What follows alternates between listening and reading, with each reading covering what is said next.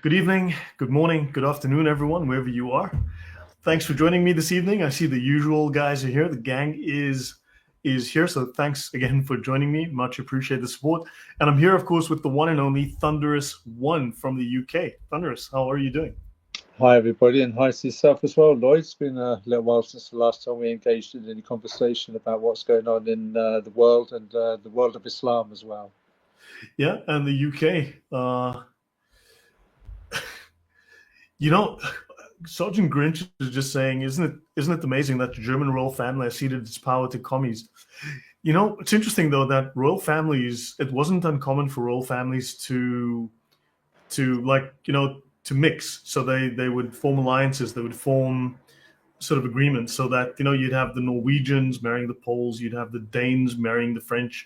I mean, I'm not saying they literally did, because that example particularly may not have happened, but this kind of relationships, that was pretty normal. But yeah, but I think that I've read and I've listened to several discussions from cultural commentators in the UK, from Rafe Hadel-Manku and various others in New Culture Forum, that King Charles is viewed as a very large disappointment because he seems to be the king of Islam rather than the king of England and the protector of the Christian faith. Your thoughts, Thunderous?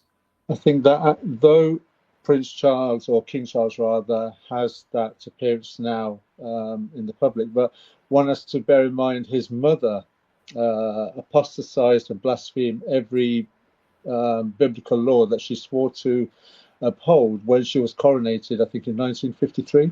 She was supposed to be the defender of faith. It was under her rulership, as it were, that she became from defender of the faith to the defender of faiths.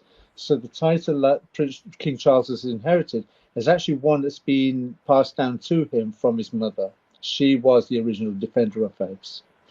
So, but Prince Charles has always had a checkered history anyway, interfering in politics, interfering in the climate change dialogue that's going on. He was known to be someone that spoke to plants many years ago. So Prince Charles in himself does have a checkered history. But in this instance, with him allowing Islam to metastasize in the UK, I think that really was probably initiated under his, because he's only been king for the past couple of years. His mother's not long been deceased. Islam has been metastasizing within the UK a lot earlier than his reign. So I think some of the things that we're seeing today are not directly responsible to the king, but he hasn't helped situations with his proactive attitude towards Islam. Don't you see an attitude of appeasement? This is reminiscent of pre-World War II under Chamberlain. We've discussed this many times, and we've both come to agree that the difference between any other ideology, whether it be secular or theistic, Islam stands separate, because if you challenge the narrative of Islam, your blood will be spilt. Hence why there's a lot of appeasement.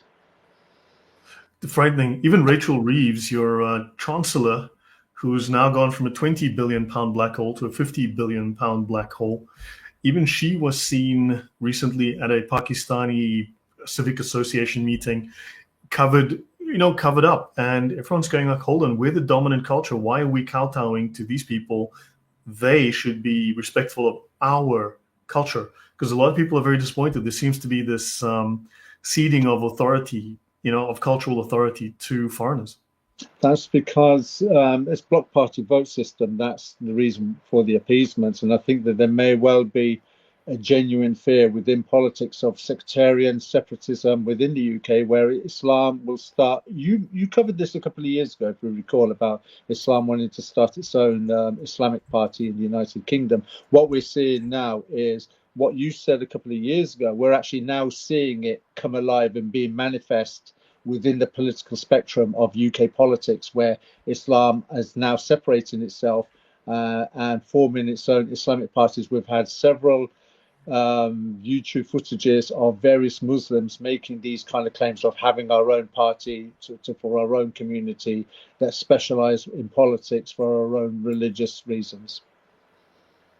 Right. I want to share something since I've got you here, because there's a few. So, hello, everyone. We've got a bunch of articles that Thunderous has sent me that I think we just want to comment on just bring your attention to. And I think the UK needs all our support. The UK is in a pickle. Although the public does seem to be waking up, there seems to be a strong pushback, but we still need to we still need to perhaps just talk about these issues while we can. As you know, free speech is very much under attack. They want to ban VPNs after they started to protect children against online child porn, as if there were no laws against child porn already, or there were no laws against children accessing porn, and as if children don't have parents to fulfill this function. But now they had to create a whole new set of laws that suddenly are banning people from listening to speeches in parliament that they don't like, or from seeing ads of thin girls when fat transgenders are obese, unhealthy, overweight people is apparently fine. So we've got all of these issues going on. I just want to show something, Thunderous, that this is, let me just bring that up. This is Liam Tufts, and he put out a quote. I don't have the quote in front of me right now, but David Wood even responded to it. He was saying that, look, he's an atheist, and, however, he thinks that the UK needs to find its way back to Christianity, because what is now replacing Christian morality and Christian behavior is Islam. And he says, and this is destructive, and it is causing massive issues within the UK. My comment here is that people like himself, Richard Dawkins and others, Richard Dawkins was a militant atheist. They chose to deliberately drive Christianity out of the public sphere. They drove it out of schools, they drove it out of government, they drove it out of the legal system, and into that vacuum stepped Islam. So they are actually also to blame for this, that they are part of the problem. What are your thoughts? Lloyd, if you recall, several years ago, you and I, with Reason, Thaddeus, and also I forget what the other gentleman's name is. We did a show about atheism on a New Year's Eve, and that was the byproduct of our private discussions that we've been having about atheism as being the real elephant in the room that no one's been taking any notice of, that has created the vacuum that has allowed all the LGBTQI drag maps and all the other social problems that we're found in this country as being the real target. And it's been going on for generations now within this country. You're right. Atheism has created this vacuum. It has marked, it has derided, it has belittled, it has undermined objective theistic moral values that were held in the United Kingdom.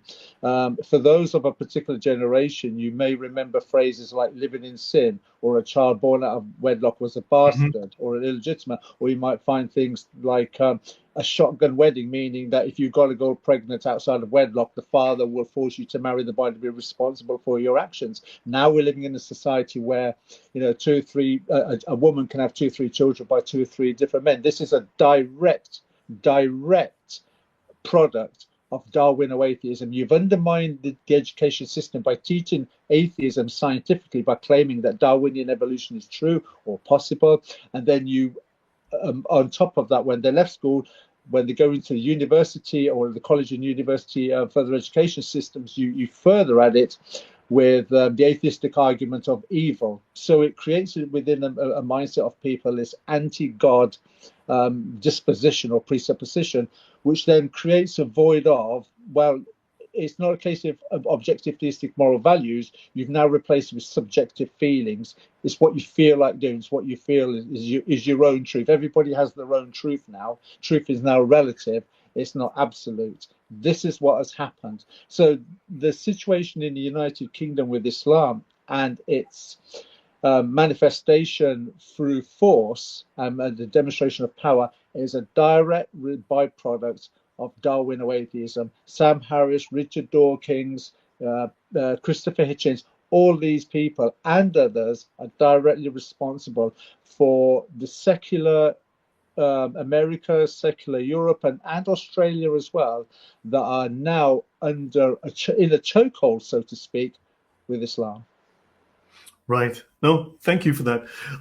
Someone, HM Fogg says, if anyone has enough personal security to ensure that their blood will not be shed for speaking against Islam, then surely it's royalty. But it seems that royalty has followed the current, shall we say, government position of community cohesion, anything to prevent an uprising.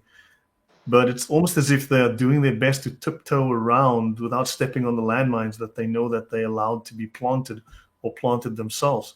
It's a crazy situation. It's like community cohesion, not speaking up, not, shall we say, inciting a or causing the public to become so inflamed that a civil war erupts, as Dr. David Betts is now warning. For the last 10 years, he says he's been telling the government this is coming and it's coming very soon. And the signs are there. And now he's saying it's imminent. What are your thoughts on that?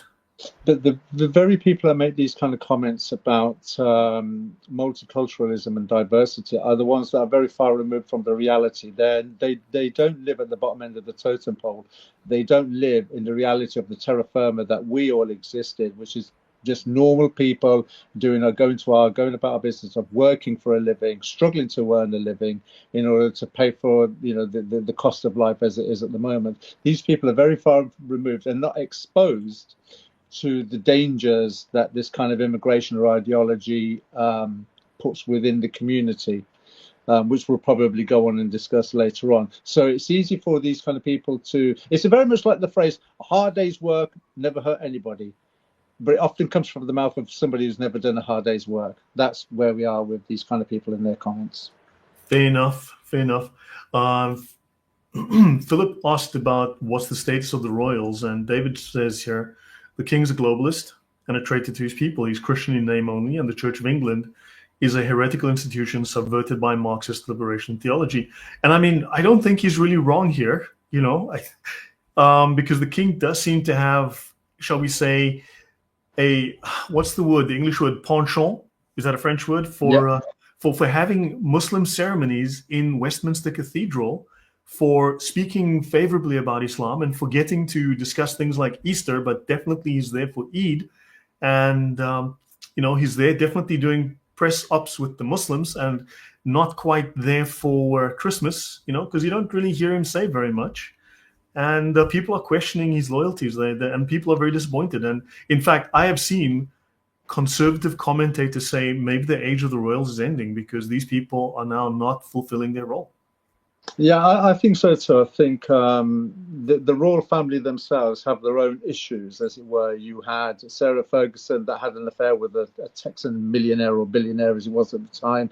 Diana, obviously, her death has brought in many sort of like accusations of conspiracy. Prince Charles is alleged to have had an affair with his current wife for many years, even during the time of his marriage with Diana. Prince Andrew, I think nothing needs to be said more than that. And there are many associations with known child traffickers, Prince Andrew with Epstein, and obviously Charles with Jimmy Savile. So it's a family that has a very dark, spurious history. And I think people are wise to that, and their appeal is now beginning to wane, and then maybe they sense that as well. Yeah, I mean, Prince Harry with Meghan Markle, the Megans, I think that's been a huge disappointment. And people felt that someone should have spoken up, and even the Queen perhaps should have said something, or the King should have made a public statement I don't know. Well, people are very disappointed, and I think that really fractured the royals and their image.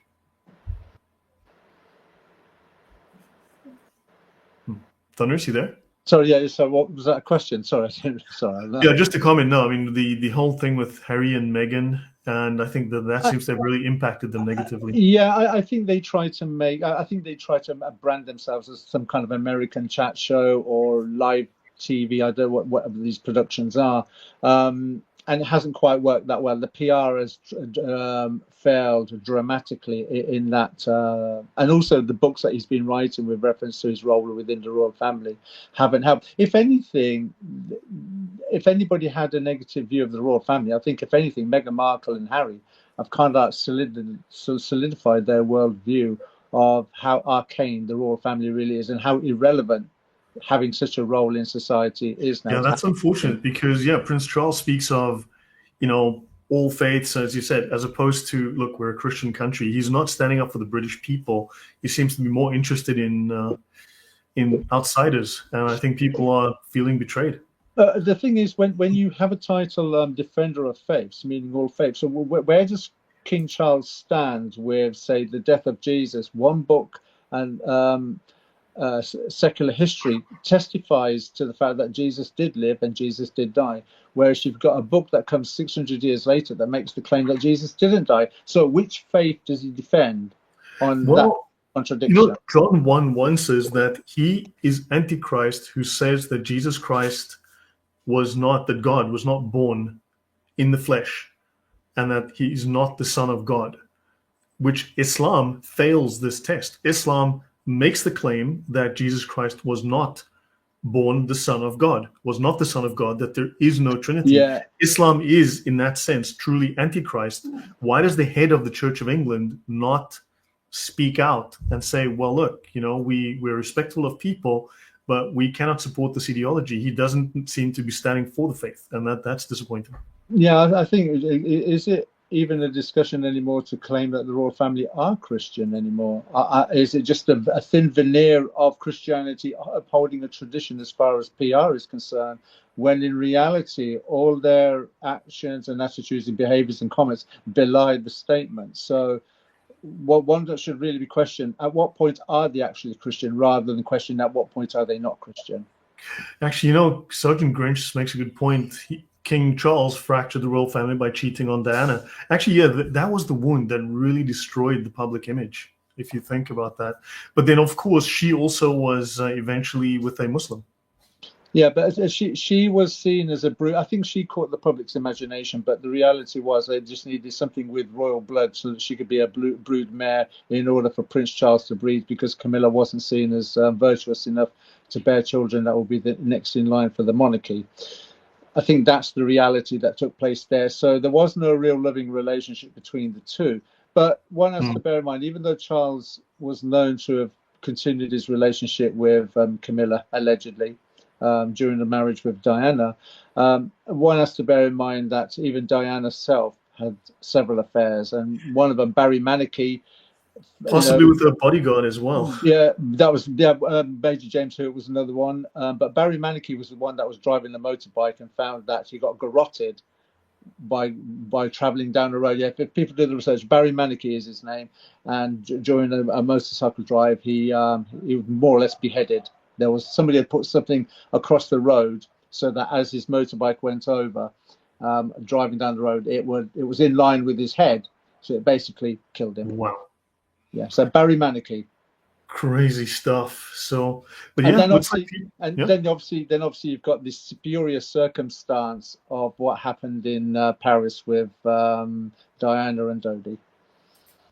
Say again, the spurious that happened with Diana and the spurious circumstance of Diana's accident in Paris with Dodi, which incidentally she said that was going to happen, that she suspected that she will die in a car crash, but that's another subject for another time. Right. Yeah. No, excellent. Thanks for the commentary, man. Also, this is a picture of Muslims blocking a street when they have mosques and houses and fields and things they can go pray in. But this obviously is a sign of political dominance. This is a very recent tweet from David Atherton. I think it's recent, a couple of days. I could be wrong. 10th of August, that would be today. And he says, a reminder, this is from a journalist, that UK Muslims are 6.5% of our population, but are responsible for 97% of terror deaths since 2000. They are 90% on MI5's terror watch list. I thought the far right was the problem, those grannies saying, protect our kids. So there are 75% of terror threats. There are 84% of child gang rapes. There are 18% of prisoners in prison. There are 6,000 FGMs a year. They have a 1.5 times birth defect rate. In fact, Pakistanis are 3% of the UK population, but they are 33% of the healthcare for defective births. Think about that. 33% of UK medical resources goes to Pakistanis because of this issue. There are 48.6% of 16 to 64 not employed, and 27% of them are in social housing. Well, there are 27% of all social housing, which means that native Brits are being denied services because these foreigners who refuse to work, who won't work, who go on welfare, are taking up those resources. And he says, why do we tolerate this abuse? Well, and the thing is, this is only going to increase because when you're looking at the immigration flux that's coming into the United Kingdom, they're all coming from the Islamic ideology. So those are the figures that we have today. Next year, they'll increase. And what's not on that list, there are things like honor killings, not on the list. There's also forced marriages, not on the list. Then there's the deaths for apostasy or the threats of apostasy, child kidnapping for taking their children under the guise of seeing the family, but they're actually forcing their children to get married to a stranger abroad for the sake of that person getting a green ticket, as it were, to come in to live inside the United Kingdom. Yeah. So there are other things we can add to this list. I mean, people are not fully aware of chain migration, whereas when one person comes over, he establishes a beachhead and then Yeah. he brings over 7 to 12 of his relatives. So for every million people you bring in, that's effectively 12 million people, 7 to 12 million people shortly down the line. Like they claim that they brought in 21,000 Afghans or whatever it was, but those Afghans brought in 10 to 14 family members each. I think if you look at that list, you could also see sometime in the future where you can put in things like tax fraud or maybe insurance fraud or maybe drug dealing, the percentages that involve the Islamic community where they're involved in certain criminal activity, what percentages of that criminal activity are by the religion of peace. Yeah, I think significant portion. Grinch says that the IQ level of the population is decreasing, and this is a known phenomenon. This has been noticed across the West, and that much is true. Here's a question from Joel Thomas. Does the common person in the UK now realize that Islam is a cancer? Is that to me or is that to both of Hey, that us? was to you. Yeah, that's to you. Okay, yeah, I think the common person in the UK does realise that Islam is a cancer. I think what's happened is that the powers that be, so to speak, have created an environment where the way I would put it, if for anybody that's ever seen the movie Trainspotting, there's a scene where Renton comes out comes out of the court and he says, "Here I am surrounded by my family and friends. I've never been so alone in my whole life." I think what we have in this country now is a fear of speaking, a fear of opinion, a fear of actually expressing ourselves, which is, if you go back, which is something that atheism is responsible for, because atheism created the fear of having an opinion. Now, if you go back in this country, you would have certain phrases that go along with the ones that I've already mentioned. For instance, he wears his heart on his sleeve, or you know where you stand with it, or he will tell you as it is, a spade's a spade. So we had certain phrases within the lexicon of our culture. Those phrases are not used anymore because people don't speak with an opinion anymore. Also, in the United Kingdom, as a 57-year-old man that grew up as a child through the 70s, but as a teen in the 80s and the 90s, the media TV system, for instance, BBC, ITV, and Channel 4, would regularly have debate programs. And they were, in a sense, quite real debate programs. Where you had two opposing views, and the audience would, whether at home or actually in the studio, would then formulate an opinion on two opposing arguments. Okay, you don't find, so there was an intellectual mental exercise taking place. You don't have that anymore now. What you have now is, if you have an opinion against this Islam, you're an Islamophobe. If you have an opinion against immigration, you're far right. So, and this goes back earlier than what's happening today. This, in my estimation, started when you had certain phrases like homophobia and transphobia. That's when these conversations stopping, critical comments were made. So people are waking up. The problem is, I think people have a fear factor of actually speaking what they feel and what they think. And because of the internet and the access to information, for instance, with reference to Islam and the Quran and Hadith, people are able to do a lot more of their own research, read directly from the sources, listen to scholars, Muslim scholars, to see if they can reconcile the obscenities that we read in the Quran and Hadith, and now more wise to it. But yet again, I think there's a strong fear factor with saying something about it. And the fear factor is real, because you can say anything you want about atheism, Christianity, Hinduism, and any other ideology, and you can do it with immunity, impunity, and safety, because it will be an intellectual discussion. With Islam, it's predicated on emotion. You say anything about Islam, you're likely to get your throat cut. You know, I just want to bring up something here. Hold on, I just gotta. You know, Thunderous, you're on fire today, but I want to bring up something. I want to show people. These are a couple of articles Thunderous sent me recently, and I think we'll have an opportunity to just go through a few headlines that he raised. I've got two here. On this one, I did a brief summary. It's like just a very tiny summary. This is an article from National Library of Medicine on inbreeding, and it says inbreeding is associated with a decline in intelligence. I think the average IQ in Pakistan is estimated to be somewhere around 70. Whereas in the West, you're looking at an average of about 100, 103. And this also says an increased risk of mental retardation due to the higher likelihood of inheriting rare recessive genes that impair cognitive function. This one involves 408 children. And it says there are significant IQ reductions, a full-scale IQ drop of 25 points.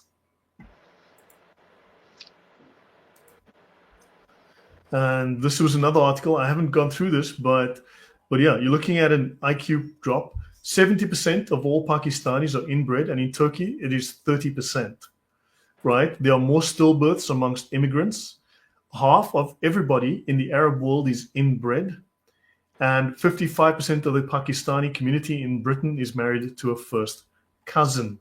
Pakistanis account for 3% of all births in Britain, but 30%, and now it's more than 33% of all British children with genetic disorders and a higher rate of infant mortality. Just as a simple little point. So this is putting strain on the medical services. These people are unemployable. They are unable to pass university.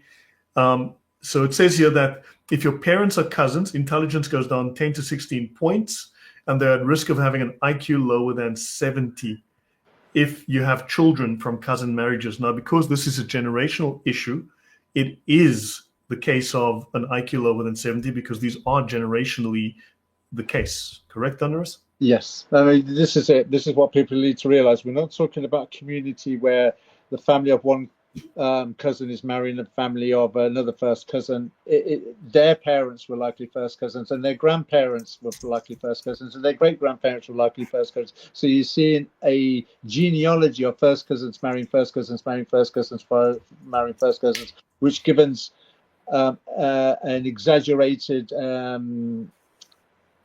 if you like, end result of genetic mutation resulting in mental and physical deformities. Yeah. Welcome, Cascarabias. Yeah, so guys, I've just posted the link to that particular article in the chat. Thank you, Thunders, for sending that over. Can I just add on that? Yes. As well? One has to bear in mind, it was only about 2 or 3 or 4 months ago when first cousin marriages were brought into the Houses of Parliament as a discussion, and one Muslim MP was trying to justify it by saying this is very much a hereditary cultural practice within Islam. He wasn't saying it in the negative as though, yeah, we should do something about it because of the burden that it creates for the country, or even for the individuals that are born with these deformities. But speaking of it in a positive way, because it brings strong family ties and strong community cohesion. So he was more like speaking in a very much a manner of advocating this sort of thing. And also Zakir Naik and people such like who's supposed to be a doctor have gone on in seminars and made the comments when questioned about inbreeding. Well, his response is, well, you can have deformities from people who are not cousins. That's the rationale or rationalization. Say that again, please. That you can have deformities or mental problems from people that are not cousins. So almost saying, well, you can have 2 people that are not cousins and they can give birth to a child that has some incapacity, mental or physical, but you can have first cousins that can have a child that's got an incapacity, mental or physical. Yeah, we're talking about ratios, but Pete, they obviously they play with these statistics. They lie about the ratios. I mean, this is also ideological capture of Islam, because you have doctors telling you that, yes, a man with a winky is a woman and they can fall pregnant. By the same token, people are ideologically bound to follow the tenets of Islam over the facts of science. Yeah, you and I know the rationale, but then that's because we've gone through the mental process of working these things out just as much as the audience that listen to you, Lloyd. But we're talking about Islam, and Islam has a principle of don't think. We'll do the thinking for you. Yeah, Protestant believer says Islam is wearing out its welcome in the universe, and I genuinely think if you, and I'll get to this discussion with Thunderous as we go, but I do feel, I'm feeling a return of the, shall we say, the warrior energy amongst Western men that governments and others have tried to wean out. I sense that it's returning. People are tired. Now, there are negatives here as well, which I'll touch on later, but I do feel a return of the Christian warrior ethic is starting to return, and Muslims are only pushing for another crusade. That's what I think they're going to.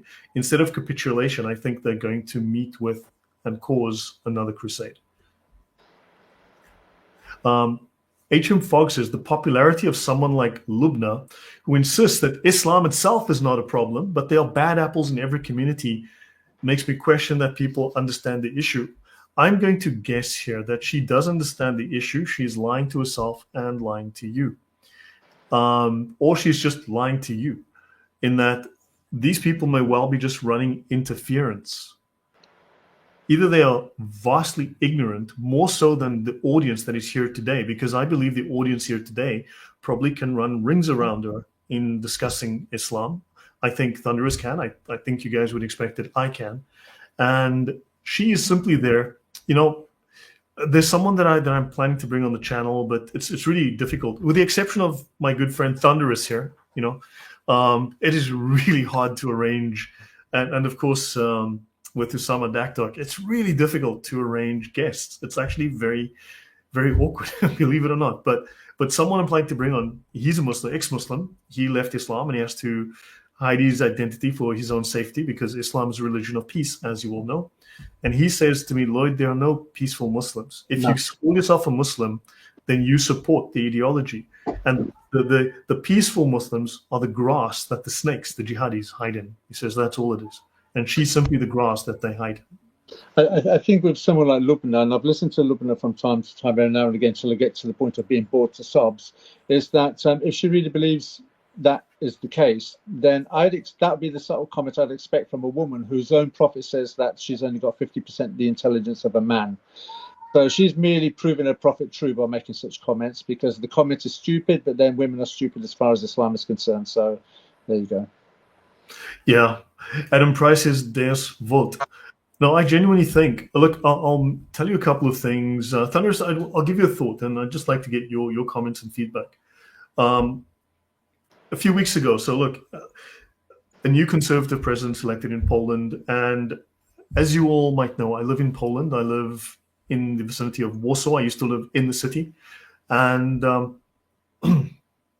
I've been here for a while. I'm learning the language. I have a job. I contribute. I'm a law-abiding citizen. I pay the rent. But I think it's not unfair to say that 99.8% of all Black migrants give the rest a bad name. I don't think that's a mistake to say that.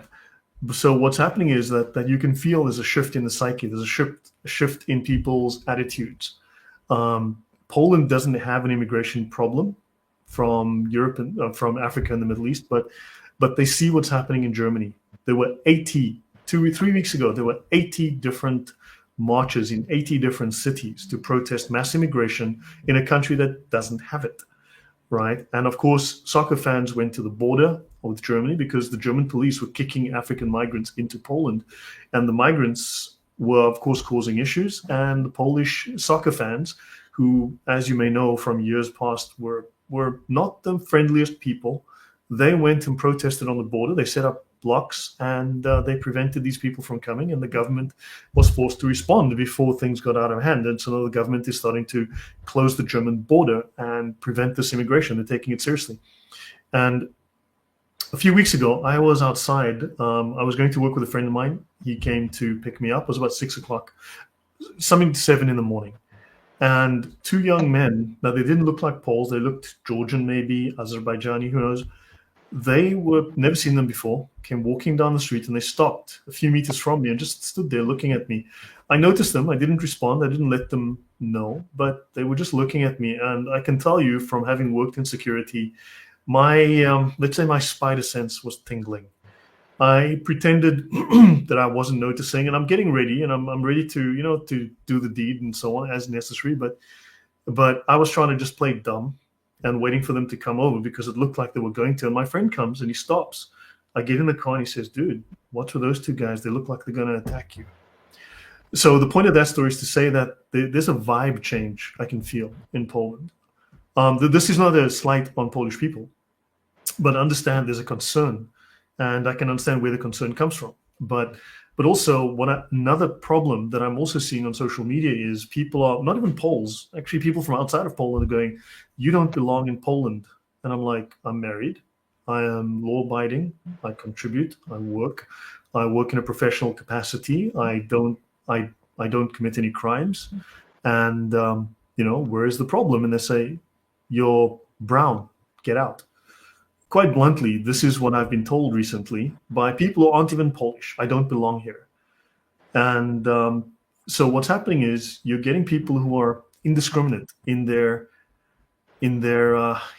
ideology. Let's just say they're a little angry and they're becoming indiscriminate. And this is a negative effect that I'm noticing. Thunderous, your thoughts on that? Yeah, I think this is something that in the United Kingdom, what you're experiencing in Poland, because they can see what's happening within, say, other countries, the infrastructure is being broken down. As human beings, if you go to Genesis 1:26, where God says, "Let us make man in our image," we reflect God's qualities, and one of those is righteousness. So we have a heavy sense of righteous indignation when we see things that shouldn't be happening. It affects us. It affects us emotionally, intellectually, and psychologically, and spiritually.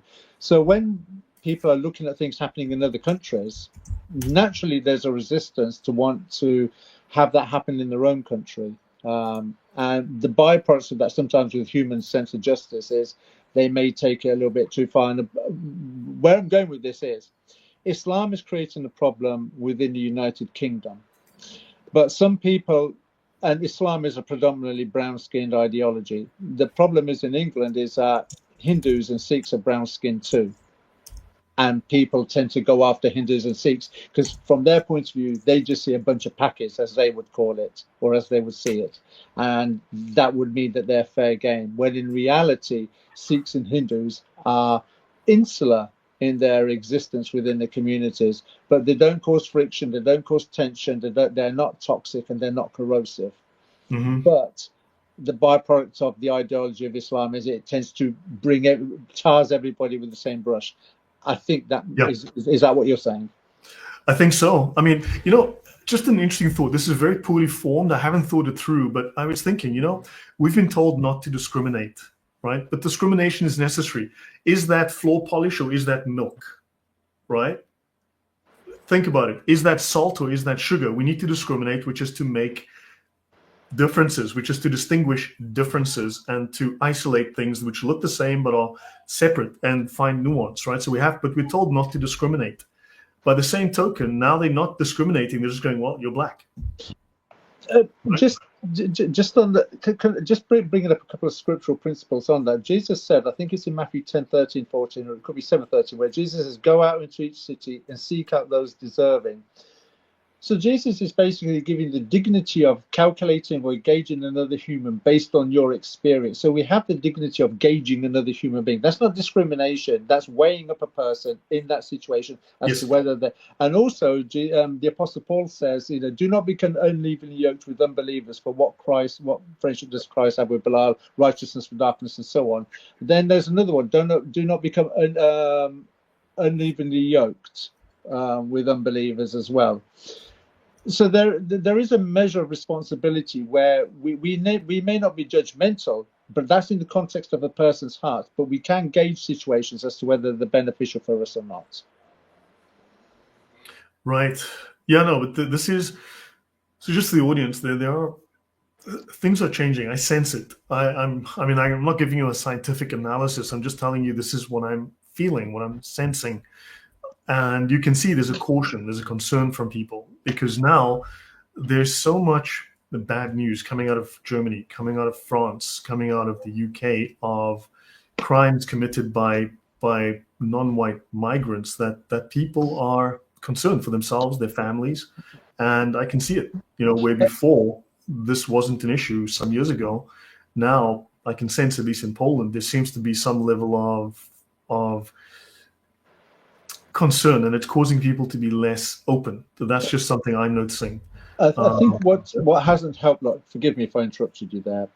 I think what's happened as well, Lloyd, if anybody's ever seen one of the Naked Gun movies, there's a scene where Leslie Nielsen is basically waving his hands whilst there's a building behind him exploding with lots of things going on, and he's basically waving out saying, "There's nothing to see here. There's nothing to see here. There's nothing going on. Yes. Go." And I think the public are in that position now where they can see what's going on behind the scenes. They're not being fooled by the media anymore. They're not being fooled by religious representatives that are claiming absurd things about the ideology. They're not being fooled by the woke ideological left that are making claims of, that this is a peaceful religion and we need to be helping immigrants and so on. So they see through it now. That's the scene, isn't it? And I think that's where the public are now. They're standing in front of Leslie Nielsen while all of that is happening in the background. Yeah, no, that is, yeah, definitely there are some issues here. I mean, one of the examples, I think something that also the way that news is reported, I think people distrust the media, and people are now forced to make up their own minds, communicate through back channels. I mean, the UK now wants to, there's an interesting law that is being tabled now for the EU. For instance, the UK just passed this Online Safety Act, which supposedly protects children from accessing pornography, although there actually are laws in place already. This law obviously now has been immediately repurposed to silence discussion of migrants, discussion of crime statistics involving migrants, which really just seems to be a ploy to protect the government agenda.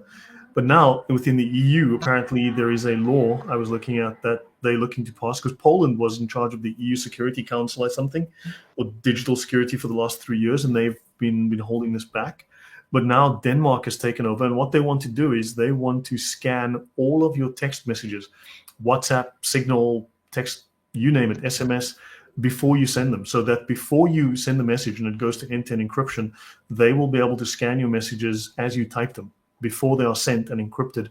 And this is something they want to make law within the EU. Believe it or not, I mean, apparently that's a regulation they're trying to pass now, so that your phone is going to be, have spying software inside it to read all your messages.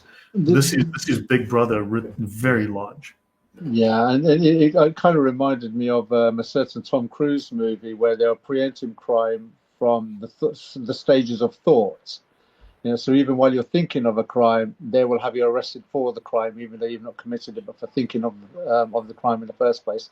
I forget what the movie's name is, but I think we're not too far off with that as much as they can, where they're preempting crimes. If they're going to be monitoring your text messages in real time before you send it, all that will ever do is just isolate people, where it may have a backlash effect where people just start socializing again in person and share ideas in person. You can't stop ideas. Mm-hmm. That's the thing. You can't stop. You may be able to restrict it with technology, but you can't stop ideas. What's to say that you can't put something down on a piece of paper and mail it through the usual mail system? Yeah. I mean, you know what? You can change the software on your phone to use something like Graphene OS or some other OS. De-Googleify your phone completely. You can use third-party Linux on your phone. So there are ways and means, and what they're just going to force people. It's not solving the problem. They're not dealing with the primary issue, which is the crime and the issues caused by immigration. They are dealing with the people who are noticing the problem, because this is going to affect community cohesion, because talking about the problem is going to inflame things, and these cowards don't want that to happen. They simply want to kick the can down the road as long as possible. I mean, it's really cowardice. I don't even have words for it. But instead of fixing the problem, they want to fix the people who are noticing the problem. Yes, which has always been the case, because it's a threat to the power that they have. Yep. No. What is the agenda? The ones pulling the strings want civil unrest. On that point, I mean, if you look at jihad, Islam is a revolutionary religion. By revolutionary means, it's like Marxism. They want revolution. Remember, Marx, socialism requires revolution. It requires you have the thesis, the antithesis or antithesis, and this creates the synthesis or synthesis, right? And the way that you get there is through violent revolution. You destroy the old, and out of the ashes rises the new. That's the idea. So they want to burn everything down because they believe they need to destroy everything and start fresh. That is the Marxist socialist approach, or communist, as you will. Then, of course, Islam is the same. Jihad. You bring warfare, jihad, revolution on those on the Dar al-Harb, what is not already Islamic, the house of war. And then you start fresh with the Islamic idea. Same as Marxism. It's nothing different. But then, of course, if you look at the Luciferian satanic approach, if you look at someone like Aleister Crowley, he has exactly the same idea. If you want something, you have to fight for it and you have to win. And this is how you establish it. And therefore, and this is also the Darwinian idea, that if you want a resource, you have to fight for it because only the fittest survives. And therefore, all of these ideologies, from Darwin to Satanism, Islam, communism / socialism, all have the very same fundamental approach. You destroy, and then from what's left, the victors then rebuild in their own image because they believe they're gods at the end of the day.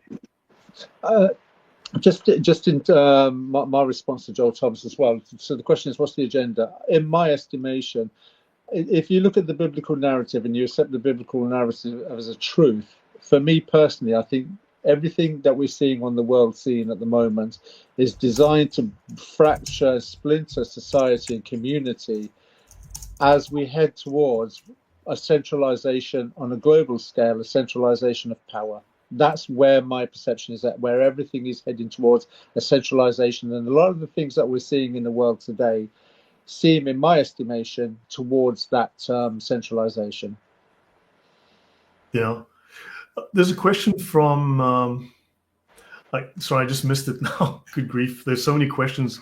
The chat is really active. Actually, this is very interesting. Thor, isn't that the same as what's written on the Baphomet arm synthesis from opposites, Tawhid? Yeah, it's very interesting. If you go back to Plato, Aristotle, you'll find ideas that are socialist. If you go back to the ancient Greek pagans, you're going to find these ideas. These are not new ideas. Even Darwin's ideas, he simply recycled Muslim Sufi poetry, which was a theological idea, not a scientifically proved one. Darwin is merely recycling Islamic ideas, Sufism, which was rendered in poetry. And then, of course, those ideas are also then prefigured earlier in pagan Greek ideas. So they're not scientific. They're simply old pagan ideas just recycled with a new hat. So yeah, there's some very odd things. And then, sorry, I just lost the comment. I'm sorry. I'll try and find it. While you're just finding that, can I just say to the audience, I'm not using my normal medium of communication with Lloyd on this live chat at the moment, which is my laptop, where the screen is not functioning correctly. I'm having to use my iPad. So if you're asking questions in the chat, sometimes when I'm on the show, I respond to them, I read them out and respond. Today, I'm unable to do that because I can't see the questions, so I do apologize. Yeah. Okay, no, so Joel Thomas says the concept of family itself was established by God. And now that concept has been under attack for decades. I had a conversation with someone a week ago, 2 weeks ago, which was a brilliant point that he made that I had missed in my discussions on logic. And he said, look, you're born into a family. You have a unit. You have a mother and a father. The father is not the mother is not the father. That's your basic law of identity, father and mother. Right? Then you have the law of non-contradiction. Male, not female. Female, not male. Right? The one is not the other. The child is not the mother, and so on. So you see the application of the basic rules of logic and the law of these excluded middle. Right? So you see all of these rules of logic encapsulated within the family, the separation of roles, the definition of a particular identity, and a certain set of tasks that group has, that role fulfills, right? And then you see who fills that role from a biological, social, cultural perspective. And yes, the destruction of the family has led to the ability to impose all sorts of crazy, non-rational, non-logical ideas. Again, I just forgot the name. I could not find the quote because the chat is moving really fast, surprisingly. But thank you. Appreciate the engagement, guys. And Oh, to Joel, I would just like to add, I totally agree with you, and I think atheism is responsible for the destruction of the family unit in the Western world, directly responsible for the yeah. destruction of the family. Wow. Emmanuel says, I have Graphene OS and we have mandatory apps in Germany, like for public transit, and they made it so they could only work with stock Android. That is frightening. That is disturbing. That just shows intent. That's interesting news, Emmanuel. Really, really interesting. By the way, Emmanuel and I will be on, I think, on the 18th. Yes, Monday the 18th. Emmanuel and I will be on. We'll be discussing Germany, and we'll be looking at the Grand Mufti of Palestine / Jerusalem, Muhammad Amin al-Husseini, who was an ally, a loyal ally of the Nazis, who volunteered to become a Nazi. So that'll be something to discuss. But there was the question that this remigration. You're in the UK, Thunderous. People are sick and tired. I know they can't say it because they'll be labeled and branded, but people are tired. People want a solution. Are the UK? Oh, is the native population of the UK, the ethnic English, are they unhappy with legal migrants who fit in? Or is this now becoming the point where the pendulum is swinging hard the other way and people are just, look, get them all out? I mean, I think it's got to the point where it's pretty much all of them, legal and illegal. I think one of the things with the legal aspect is, when you say legal migrants, are you talking about people that have come over with education certificates in nursing, and then they get a job on the NHS and deliberately work a night shift because it's an easier shift, and then after a few months later they can invite 7 members of their family over? Are you talking about those legal migrants? Because the public are pretty much fed up with them as well. well, I mean, if you bring one person over, fine and well, he comes over as a student at 18. He's never going to leave. He has no intention of leaving. He quits his studies. He opens up I don't know, a little fruit stall, and then he brings over 15 family members, and they are going to bring over 2 family members each. And then suddenly you have 40 people, right? So people are realizing that. And also look at this new 1 in, 1 out plan with France that the UK has. The issue is that if you remove one and take one, the problem is the other guys that are still here, eventually chain migration happens. And then on top of that, apparently there's this whole 1 in, 1 out deal isn't complete. Apparently there's some arrangement where they still have to accept more refugees or migrants, quote unquote refugees, from France. So the numbers are not going to go down. The numbers are actually going to increase. So how are people feeling about this? I mean, they see it as a gimmick, Lloyd. This 1 in, 1 out is a gimmick, and I think anybody with even like inbred intelligence can work out that the 1 in, 1 out is a gimmick. It's not so much those things that are the issue, in my estimation. I think when you're looking at protests, there was recently one in Epping over the 4-star hotel where migrants were put inside, plush rooms, 3 meals a day. But the police lied because they had actually chaperoned a counter protest that was yes, in favor of immigrants. So it's not so much now just the situation with illegal migrants. The police are now chaperoning in the protesters as a counter protest to those who have got concerns with uncontrolled migration.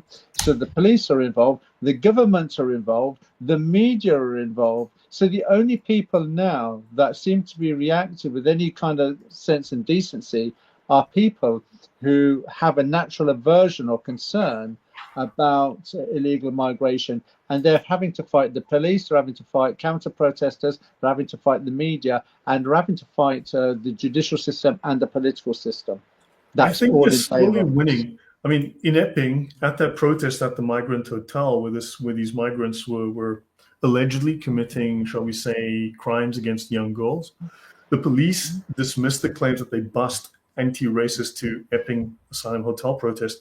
A couple of days later, they had to retract that as false because it was proven on video that they actually literally brought these people in. These were not locals. These were people from miles, tens of miles away, came there to demonstrate against the grandmothers, the mothers, the parents whose children were harassed. And so you have outsiders protesting against people with a legitimate issue. And I mean, if your voice is being suppressed like that, and the police are partial, have taken a side, are supporting these far left protesters, and clearly have no interest in supporting the locals. I mean, they were filmed putting them in the buses and taking them out. The UK is the powder keg if this happens. I think.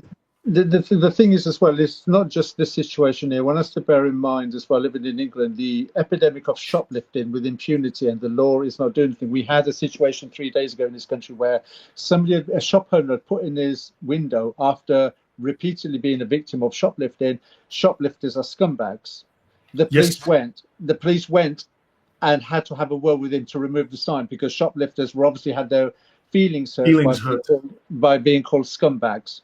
But yes, so that doesn't endear the public to the police anymore, So then you have, if you go back to last year with the Southport riots and people being arrested for making comments, a mother making comments and then repeating the comments several hours later, only to be arrested and put inside prison.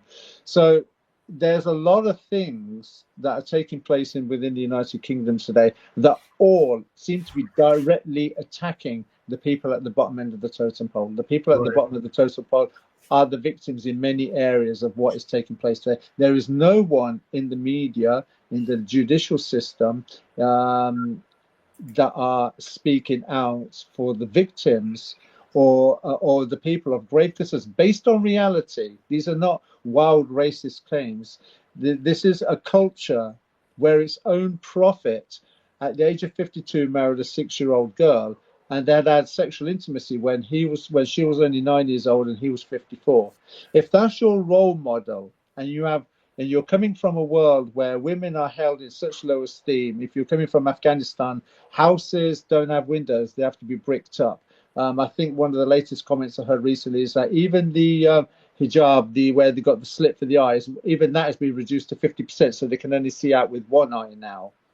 Wow. If you're coming from an ideology that has this view of women, and you're coming into United Kingdom, how is that? What's the reaction going to be? What are you exactly expecting? And it's not. And these people that were bussed in, I would challenge, how many of them were actually paid to protest? Are they paid protesters?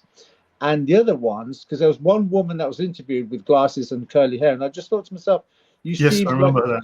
I thought that you probably live nowhere near a migrant hotel. Your social circle are probably champagne, kale, Actually, her social media is her exclusively with other fellow white Brits. Yes. Yeah. So, sorry. So no. I was just going to say, this is one of those rare situations as well, which I find remarkable, which for me is a demonstration as to how severe the problem is.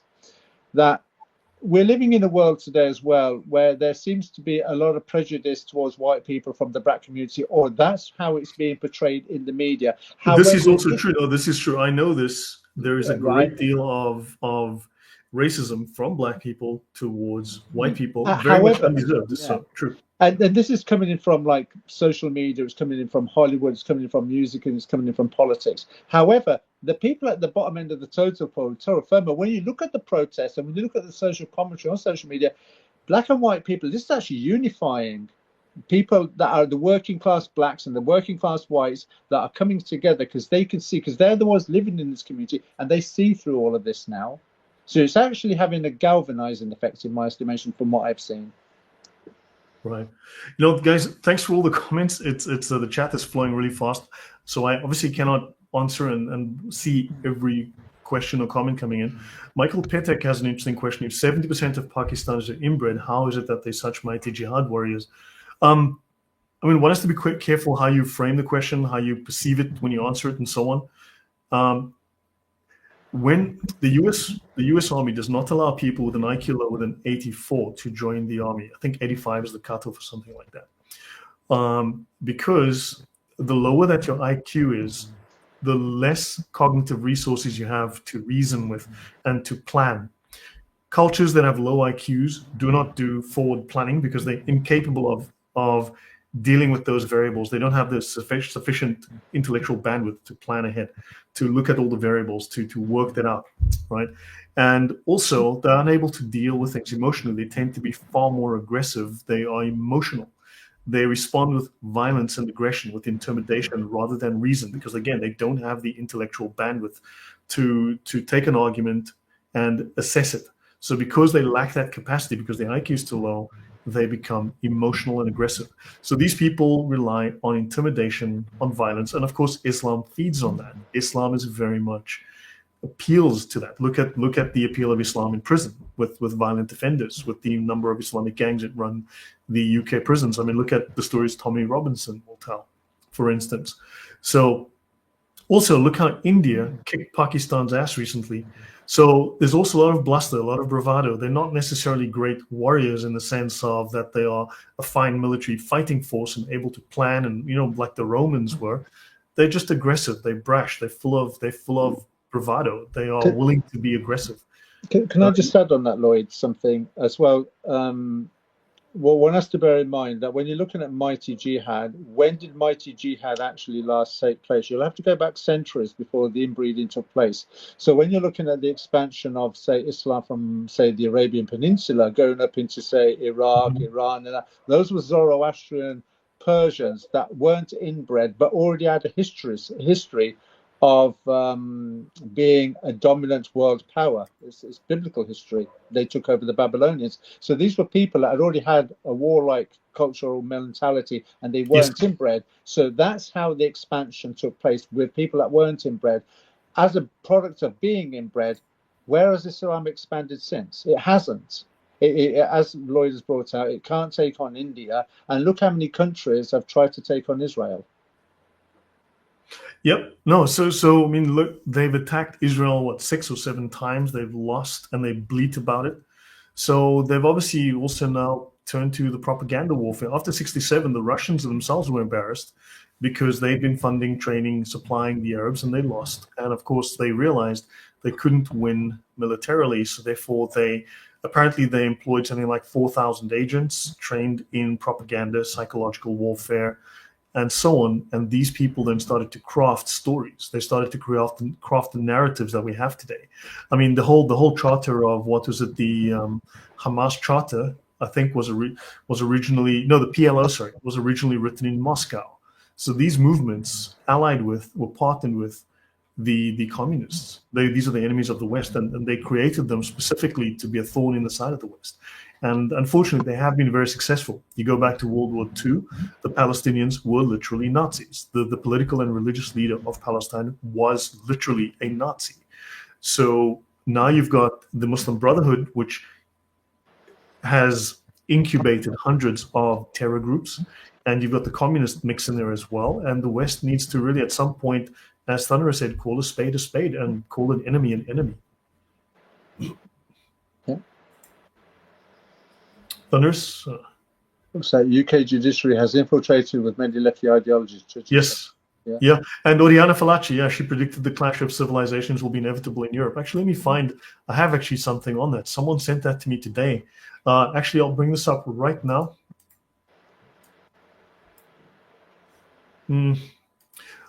So yeah, this is from Oriana Fallaci. Europe is no longer Europe. It is Arabia, a colony of Islam, where the Islamic invasion does not proceed in a physical sense, but also in a mental and cultural sense. So yes, this is true. The moment you give up your principles and your values, you are dead. Your culture is dead. Your civilization is dead. And a culture with no borders will cease to exist. So defend your borders, enforce your laws. And unfortunately, the way that I'm seeing it is that either we stand up for our culture, or we will be steamrolled. Either the police, either the judiciary, the government defends its borders and culture and people, because the social contract is the government must provide for the safety of its citizens. But if the government will not do that, the voters eventually will. And that is going to be, I think, a very sudden, very abrupt, very violent event when that happens, because I believe the UK, according to many political analysts, military analysts, people that I read and listen to, the UK is ready to erupt. And when that happens, it could become a chain reaction with consequences well beyond what anyone can control. Because I'll give you one example. These migrants have been violent. They've been successful. Like, for instance, when the police arrested the family that were abusing two boys, and they took these boys and they took them to the police station to hand them over to child protective services to put them in foster homes. These people protested. They were violent outside a police station, and eventually the boys were returned. You see, Muslims will protest, and people will be put out. Will be sent back to the community without being detained. Of course, if you are a UK native and you say something on Twitter, you'll go to jail for 3 years. But if you unalive someone with a machete, you might get 2 months of jail time and then probation and maybe community service, right? So there are these issues. But what's happened is now, look at what's happened in Epic. Violent protest, or at least protest, seems to have results. Street action has results. So now the Brits have realized we have to play this. We didn't make the rules, we just play the game. But now they're planning so many of these protests that these paid counter-protesters, paid for by, you can see the back channel where the money comes through. They come through various groups, come through various organizations, come through unions and so on. So these are it's government funded in a certain sense. So these people have paid protesters, but if you have 80, 90, 100 protests, organic protests by English natives all over England, at some point the police don't have enough resources to manage all of these, and nor do the paid protesters, these groups, have enough protesters to go and counter-protest, because the native population is too big, and people are not. They've tried to suppress that instinct in people to defend themselves and their children, but they've messed with their children, and it's not going to go well. Your thoughts, Thunderous? Yeah, the concern that I've got with what you're saying there is, interestingly, as a 57-year-old man that's lived through the 80s and 90s in the United Kingdom, we had tough guys in the 80s and 90s that were known from a certain particular generation within the community. As a 57-year-old man whose brother is a sensei of our town's largest martial arts dojo, I don't see the tough guys anymore. What I've seen now is that generation below. So if you're over the age of 45, you're probably too old to be involved in any kind of physical retaliation. I look at, say, people that are under the age of 45, say those in their 20s and 30s, and they don't have the mental or emotional skill sets to respond or take over or to replace the generation that was before them. I did see the Polish, because their community over the years hasn't been infiltrated with, say, immigration and policy, that the Polish community still have a strong, tight brotherhood. I know this because I've seen there are on certain YouTube channels underground fighting, and it's predominantly Polish men that are it's basically bare knuckle fighting with predominantly Polish men taking place. And I look at that and I think, there is no one in this country that would be doing that anymore, because that generation has passed, and they're too busy watching TikTok, they're too busy watching YouTube, they're too busy playing video games in the living room. That culture has gone. So when I do see people going out protesting or responding at these marches with immigrants, I don't see the younger generation. I see people of my generation doing it. I don't see anybody replacing us. I think, though, that's a very smart move. I think people are wising up organically by seeing that, look, we are covered negatively in the media. So look at what they're doing with the protests in the UK now. They have women, grandmothers, right? Women exclusively, that will go and protest from say 10 a.m. until 2 p.m., right? It's exclusively women and children. So it'll be young children, 4, 5 years old, with their grandmothers and mothers, and these women are wearing pink. There is no way, and these are from local people. So if a group of zombies from outside of town, funded by these NGOs and by these unions and so on, comes there, they are attacking grandmothers. The optics are very, very bad. And I think people have learned this. And when the news calls a bunch of grandmothers who are concerned about the safety of their young daughters and sons from being SA'd by foreigners, right? The media looks very bad. The media obviously looks disingenuous or false or propagandized or biased. So I think they're winning the optics war here, and they're forcing forcing a change in media coverage. They're forcing the Overton window, right, to move in their favor. And then what happens is people come by from 2 o'clock till 4 o'clock. Then they have a larger public protest where the men come along. And what they're doing is now, it's basically now becomes a weekly rallying point. So people are learning to have intelligent, smart protests, and they're learning very quickly. And I think this is something that is a long time coming, and it's shaping up very fast because people realize, I think there's an urgency. They have to adapt.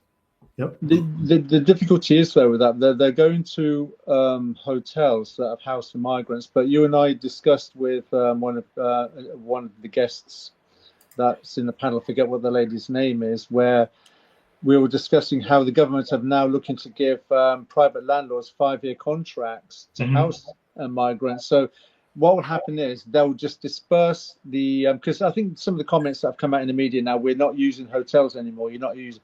Well, you may not be using hotels anymore because you've now got the contracts prepared to go and give it to landlords, give them 5-year contracts. You'll have a regular maintenance program for the property. And at the end of the 5 years, you'll either renew the contract, which in my estimation, as somebody that works in mortgages. But this is going to exacerbate the housing problem. Exactly. That's where I was going to go. This is going to cause a spiral. I don't see how this solves the problem. This worsens the problem. Oh, this is good. Because, yeah, absolutely. Because what will happen is, for the landlord will look at this now, who was looking to get out of landlordism and sell their property because of the tax changes where the tax used to be on the net, but it's now on the gross.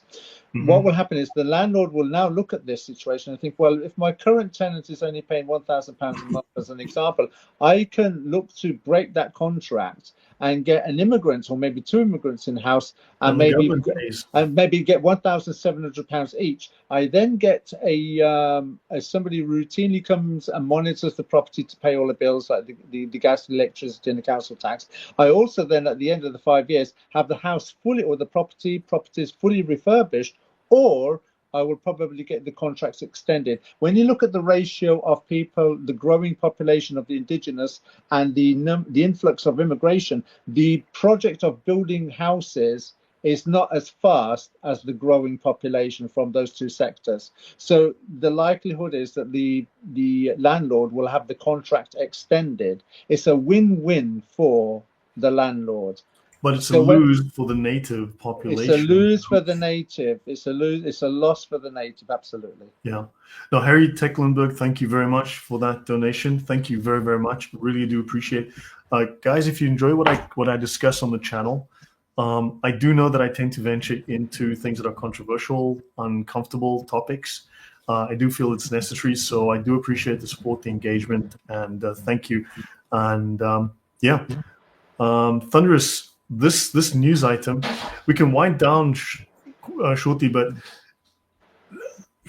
people realize when it's let's say it's a native that committed a crime, his name, age, address, and everything about him gets published. Whereas if it's a foreigner, to use those terms, man is arrested, and Welsh choir boy is arrested. I mean, the Welsh choir boy had used a sharp object and he had punctured a young girl's, he used it 120 something times and tried to sever their neck. I mean, that is extreme. That is not just, there's a visceral hatred there. Now, this one man gets 5 years for stabbing girlfriend 258 times. Of course, you can tell from the headline it's a black man. And he not only took a selfie with the baby, he rolled the baby in the victim's blood. And so this is the kind of thing. And the guy basically got given a 2-week holiday to Jamaica, free accommodation, a cell phone, and got told to and given a puppy or something. I think that's what the judge did. Gave him a puppy to help him feel better, and then also probably gave him mandatory money for a female companionship rented by the hour to help him get over his loss.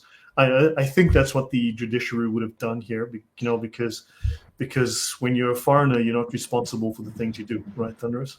Well, this one, as sick as it is, there was one in America I was using last year where a man had raped a 9-year-old girl and a 6-year-old girl and was only given a prison sentence of 18 months. Whilst in this country, 5 men were arrested and given 30 years between them, so that's about 6 years each, because they were live streaming football at £10 per month. Live streaming football for £10 a month got these men 30 years between them, yet raping a 9-year-old girl and a 6-year-old girl only got 18, the man only got 18 months. You know, the unfairness, obviously the government's coming down heavily with its boot to try to suppress dissent, but I think this just makes it worse. This just intensifies the feeling of unfairness and the pushback when it happens. This one, Pakistani authorities arrest 13 suspects of honor killing video. Here's a crazy idea. If you import millions of people from a population group that practices this as normal culture, you might start to have that exact same behavior. We have done. We have done. There's many cases where fathers and mothers, fathers and sons over their own sisters. There was one where they put her in a suitcase. This is already taking place. The problem I have with this is that how much of it is not being released into the public sphere? How much is going on that we don't know about? Because there is no doubt that because the increase in immigration from this ideology will only result in the increase of this kind of law breaking. Yeah. Honor crime, 11,000 UK cases recorded in 5 years. I believe the UK is now, if not the leading country in the world, at least the leading country in the West. We should have 0 of these crimes in our countries. But you've imported the third world, and unfortunately, you get the third world. When you import the culture, you get the culture. Honor-based offenses soared by 81% in the last 5 years. So yeah, this is. I don't have the very latest stats. I'm sure we can find them, but things are very, very bad. So 2,800 honor attacks in 2010, 2,800 in 2010. So yeah, things are not well. So Thunderous, I mean, I think we've covered this. Do you have anything positive that we can share? I mean, without going into all the negative stuff, we will know that this is a problem. It's people unhappy. What are your thoughts? I think, if anything, when I look at these things, the only thing that keeps me sane or keeps my sanity are a couple of scriptures, Matthew 6:33 and Daniel 2:44. It's the only solution to what's going on in the world today. I don't think we're not going to go back to the world that we once had, and I think that's another problem for many people as well.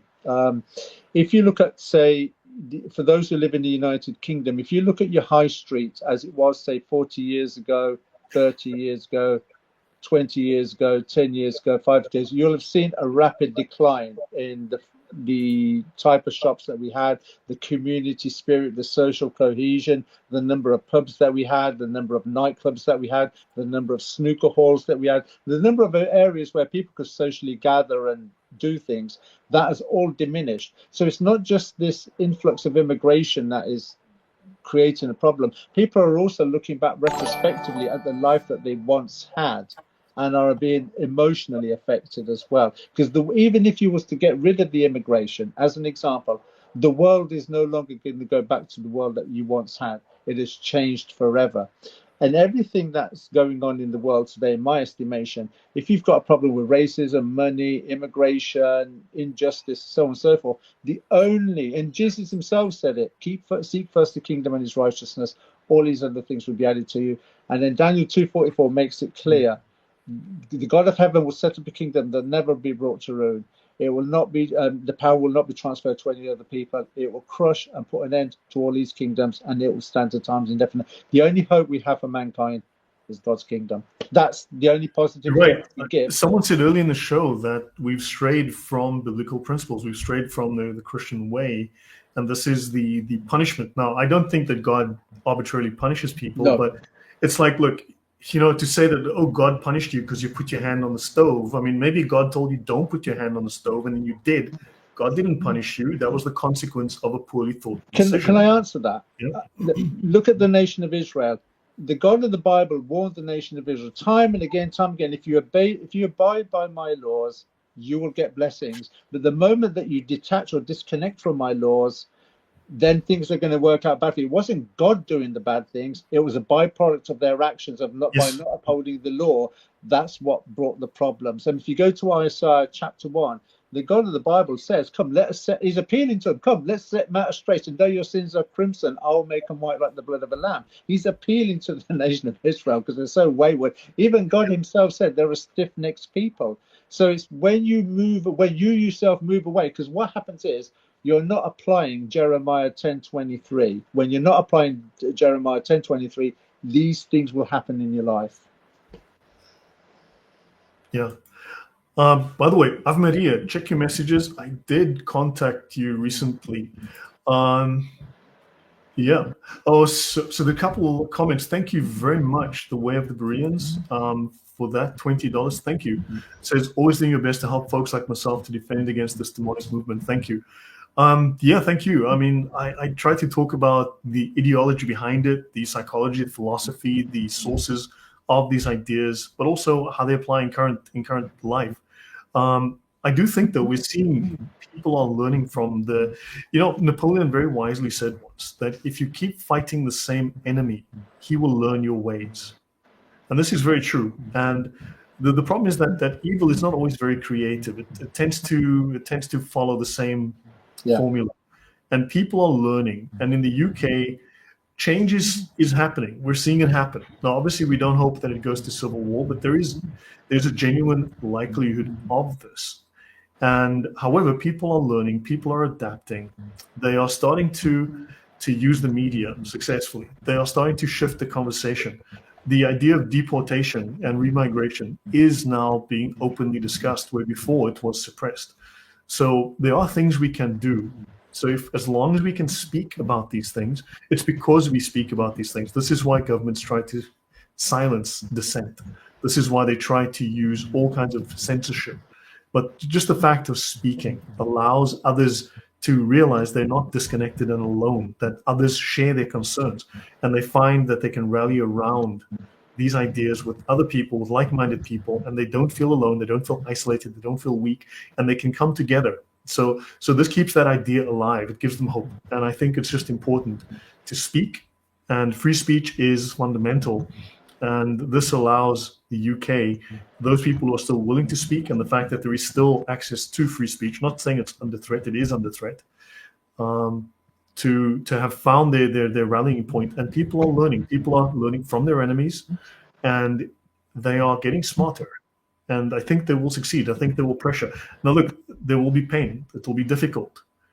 Difficult choices must be made, but I think people are going to make it. Or at some point, you've got to say, you're a guest in my house, bloody well behave.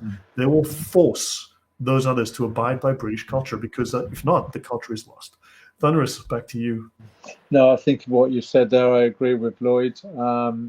As a final to everybody, I just want to thank them for tuning into the discussion that we've had this evening. Thank you very much, and I want to thank you, Lloyd, for yet again. I thought it was a good discussion tonight, and I thank you for inviting me. No, really brilliant, Thunderous. I mean, some really powerful statements. I think there's reason to be optimistic. Sure, it's dark, but I think there's reason to be optimistic. We're seeing a shift. I think people are awake. I think people are aware. When I look at social media, you see people post something, Islam is peace, and like you'll see 5,000 comments going no, and they'll start quoting hadiths and quoting the Quran and talking about the history, and they'll go like, I mean, they get ratioed to pieces. We know more about this than the average Muslim, and people are pushing back. People are educated. You can't fool us all of the time. And I mean, man, they got to pay protesters. They don't have to pay us. We speak out for free. I mean, come on, man. Thunderous, last words. No, I just want to thank you. As I say, just a reiteration. Thank you, Lloyd. Thank you for everybody in the chat. And if Lloyd and myself have missed any of your questions, I would like to personally apologise, because I've got a little bit of a tech issue here. But yeah, thank you, Lloyd. Yeah, no. So thanks, guys. I hope this was educational. I hope you gained and learned something. I think we have reason to be positive. I think we should all just talk, learn the facts, speak, to our own circle. Maybe you can't change the world, but look, talk to the person in front of you. Maybe the person on the train next to you, on the bus. Maybe they just need that word of encouragement. And I think this is a knock-on effect. I think it's that little quiet communication that people bind around these things. Let them know that they are and you share part of the same fabric, part of the same culture, that you believe in the same values. And I think the values that we need to rally around are God, family, and country. I think God and family are critical. Country is critical. So remember that those are American values. Those are Superman's values, I am sure. And I think we just need to remember these basics. And I think we will ultimately be fine.